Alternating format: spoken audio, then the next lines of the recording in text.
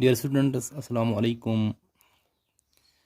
हमारे आज के टॉपिक में हम सीखेंगे how to represent the general term of an AP या nth term of an AP. हम यहाँ सीखेंगे कि हम किस कोई भी टर्म एपी को कैसे जाहिर करें in general formula by general formula. तो इसके लिए हम एक जनरल एपी लेंगे। लेट अगर हम माने if one our first term है in general, if a is the first term of an AP and d is common difference,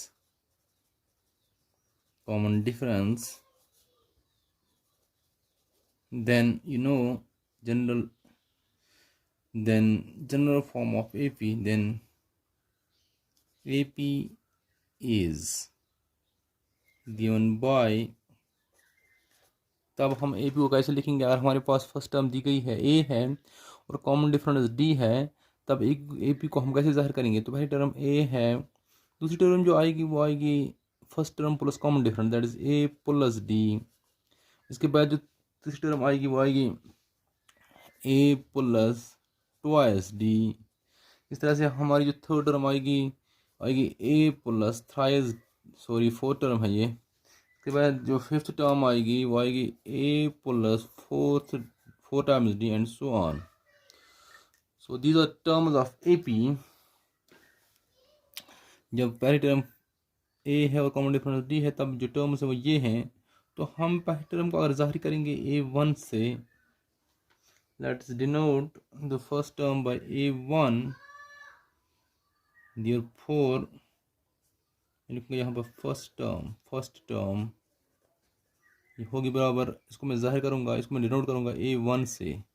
तब जो A1 होगी वो A है, इसको मैं लिख पाऊँगा एज, इसको हम यूँ भी लिख सकते हैं। रहने दो इसको, पहले हमें सेकंड टर्म जो है सेकंड टर्म को लिखेंगे हम A2 से डिनोट करेंगे। इसकी ये जो है वो सेकंड टर्म हमारे पास है A प्लस D। तरह से थर्ड टर्म जो है उसको हम जाहिर करेंगे A3 से, that is A plus twice D, 2 into D। And similarly we have fourth term as A4, we will denote it by A4, A with a subscript 4, that is A plus thrice D.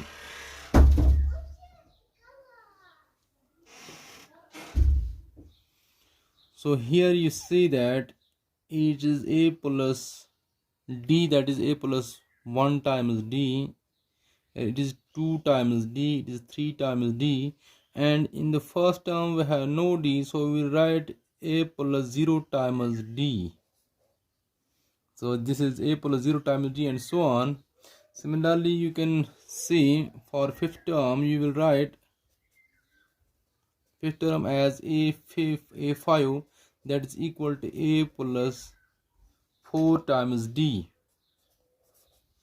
Similarly in general we can say that,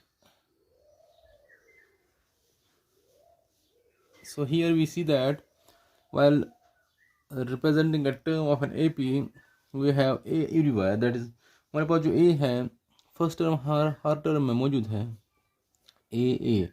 then D है हर जगह, लेकिन इसके बाद जो है zero से आप देखें, जब A1 है तो यहाँ पर 0D है, जब A2 है तो यहाँ पर 1D है, 2D है, 3D है, 4D है। इसको हम यूँ भी लिख सकते हैं A प्लस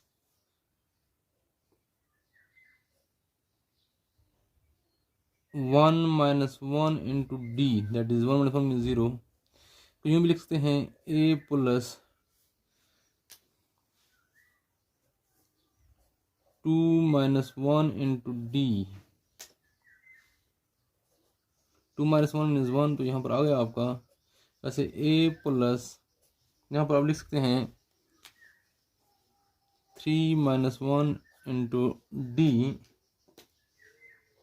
ये यूँ है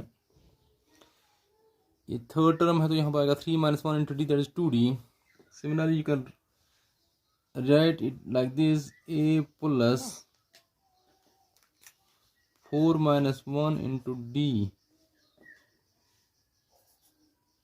जैसे आप लिख सकते हैं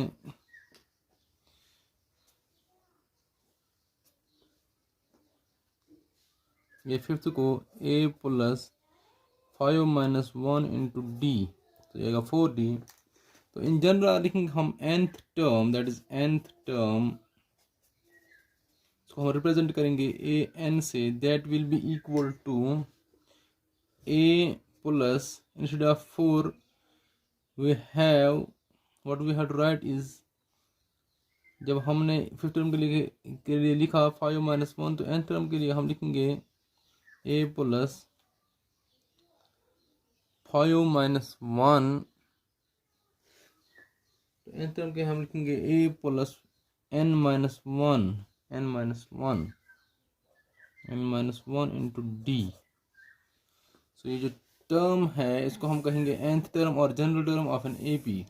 तो जनरली किसी कोई भी एपी होगी उसकी जो nth टर्म है उसको हम रिप्रेजेंट करते हैं, उसको हम लिखते हैं nth टर्म को डिनोट करते हैं n से और लिखते हैं यूं, of an AP be equal to a n, that is equal to A plus, instead यहाँ पर जो है हम लिखेंगे n - 1 into d, that is nth term or general term of an AP is represented by this formula.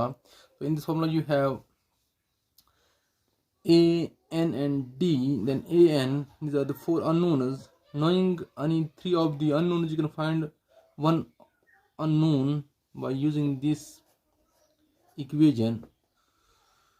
इस तरह से हमने डिवाइस की एक पैटर्न किया डिवाइस, और उस पैटर्न से हमने nth टर्म के लिए एक फॉर्मूला मुरतब की, इसको हम यूज़ करेंगे सॉल्व करने में different questions of the exercise. तो हमने याद रखना है nth term of an AP. तो हमारे पास जो है nth term of an AP be equal to a n, and that will be equal to a plus n minus 1 into d. मानो अगर आपने लिखनी है a 10 यानी टेंथ टर्म मानो टेंथ टर्म, इसको हम यूज़ करेंगे जहाँ जहाँ, तो यहाँ पर n के बदले हम 10 लिखेंगे तो हमें 10 टर्म मिलेगी.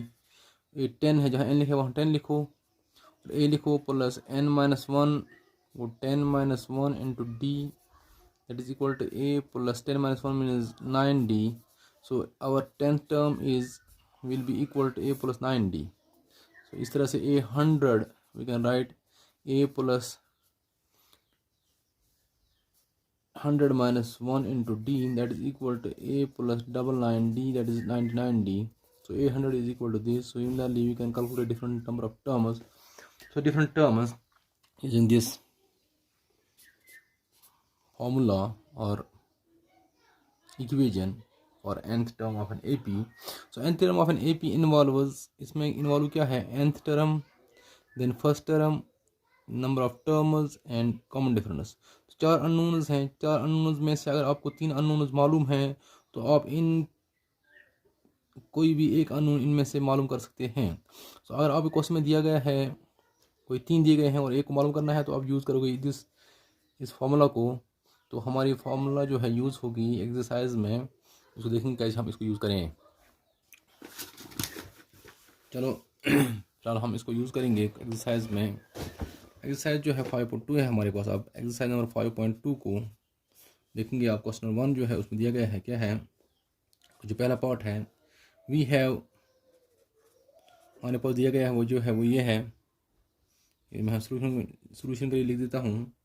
फर्स्ट टर्म दी गई है that is 7, common difference is 3, n is equal to 8, and then a n we have to find out.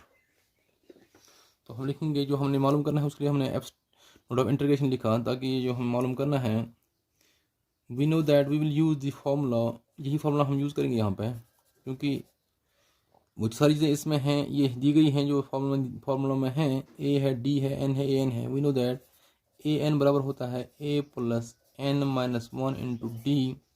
So instead of A N we will write A N as such, because हमारे पास N के लिए कोई value नहीं है। ए के लिए दिया गया है वैल्यू वो है 7, प्लस एन के लिए वैल्यू है 8 है, माइनस 1 है, इंटू डी के लिए वैल्यू है 3 है। तो हम 3 यूज़ करेंगे यहाँ पे। 7 plus 8 minus 1 मीनस 7 into 3। 7 plus 7 3 21, 21 plus 7 मीनस 28। तो हमारा जो ए एन है यहाँ पर जो nth टर्म आएगी वो है 28। इस तरह से हमने इसको सॉल्व कर दिया। इसी तरह से हम सॉल्व कर सकते हैं दूसरे पार्ट्स को भी। जैसे हमारे पास दिया गया है सेकंड पार्ट जो है वह है ए दिया गया है, ए है -18, डी है, डी मालूम करना है, एन जो है वह है 10 और एन इक्वल टू 0 है। तो हम यूज़ करेंगे यही फार्मूला जो हमने अभी पाई। We will use the formula we have earlier determined. हम यूज़ करेंगे यही A N equal to A plus N minus 1 into D.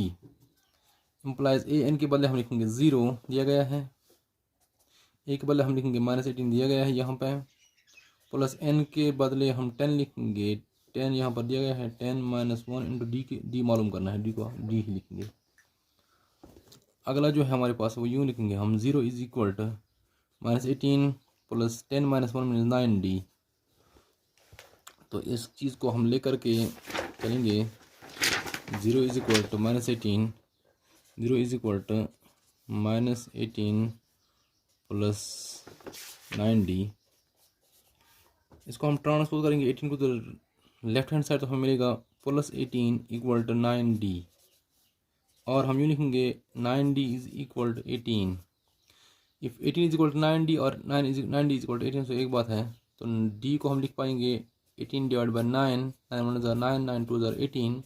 तो d will be equal to 2। इस तरह से हमने d का वैल्यू मालूम किया इस फॉर्मूला से। तो इस तरह से हमारा आज की जो टॉपिक है यहाँ पर ख़त्म होता है।